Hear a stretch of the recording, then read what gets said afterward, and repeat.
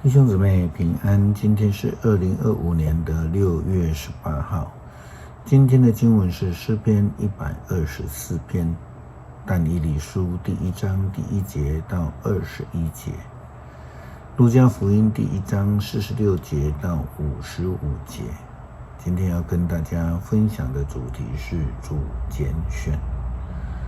当人们远离上帝的时候，就必须自己去面对所选择的结果。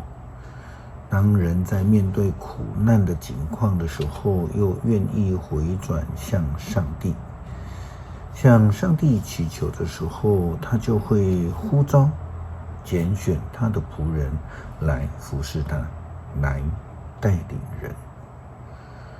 但以理书第1章第1节到21节记载了巴比伦尼布甲尼撒王，他来围攻耶路撒冷，抢夺了圣殿当中贵重的物品，将以色列人掳到巴比伦的时候，上帝让尼布甲尼撒王看中了以色列人当中有博学、有智慧、通达的人，然后他就挑选他们留在宫中服侍。但以理书的经文记载，犹大王约雅敬在位的第3年，巴比伦王尼布甲尼撒进攻耶路撒冷，围困都城。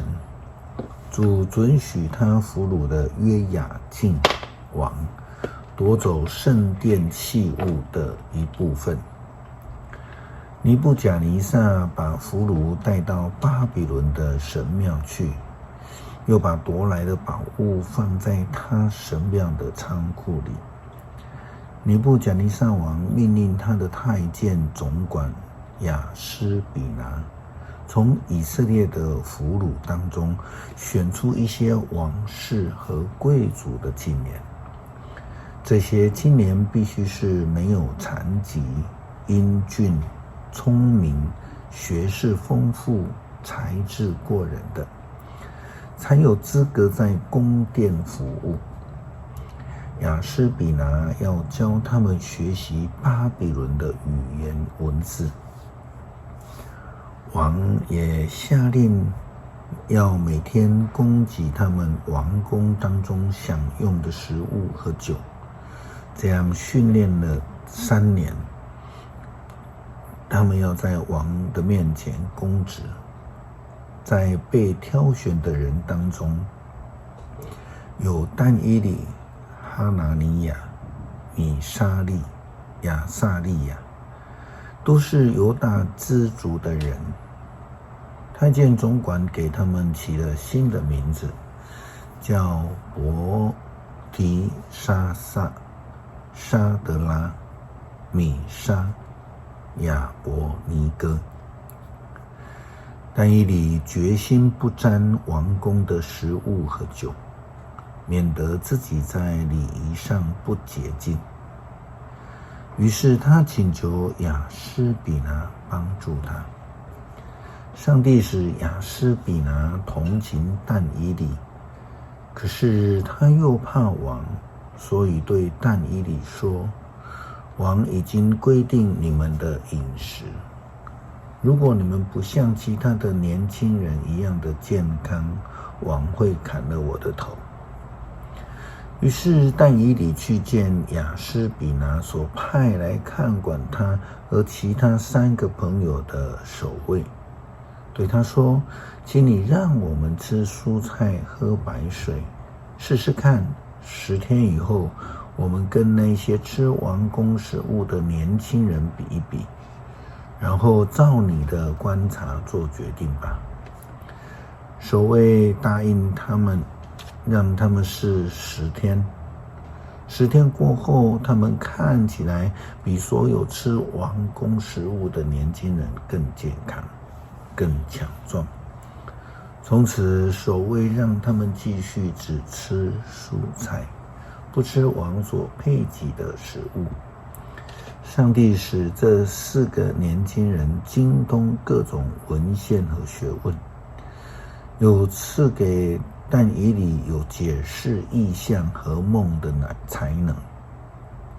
王所规定的3年期限满了，亚施比拿带所有的年轻人去见尼布甲尼撒王，王一一跟他们谈话。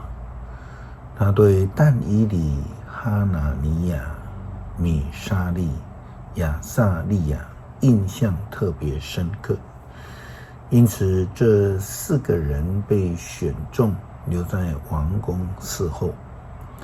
王无论问什么或提出任何难题，他们的解答总比全国任何的占卜家或是术士好上10倍。但以理一直留在王宫，到波斯王塞鲁斯征服了巴比伦为止。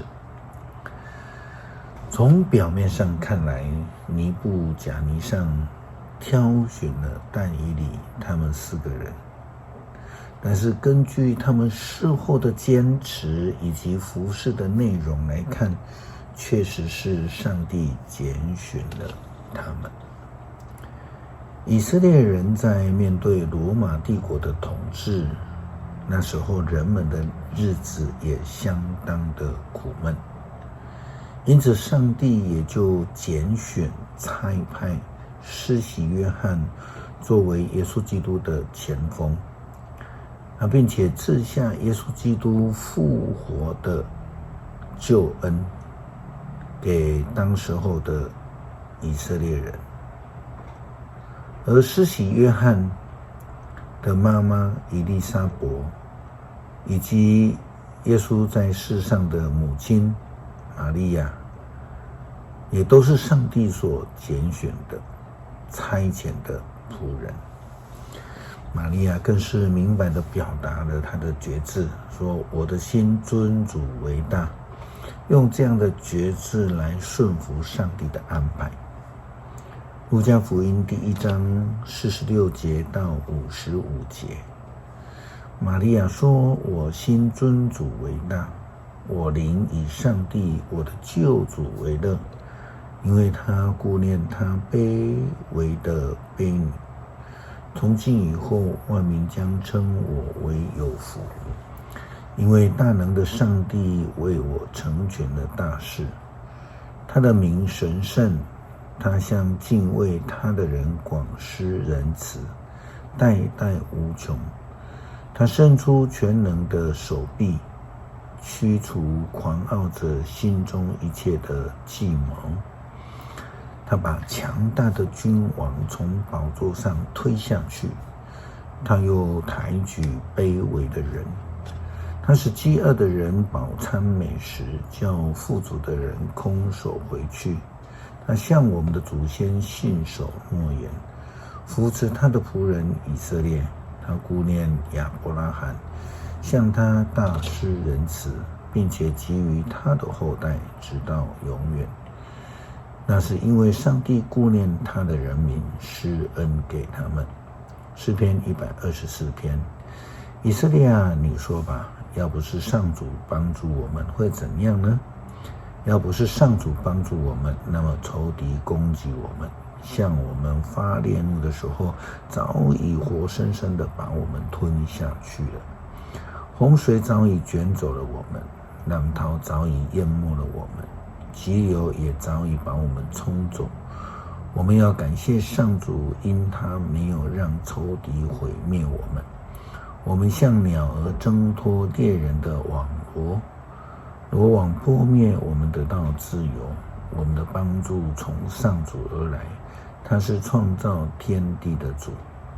感谢上帝赐下救恩给凡是寻求他的人，让我们能够受呼召的拣选，成为主的仆人来服侍主。祷告奉主耶稣基督圣名求，阿们。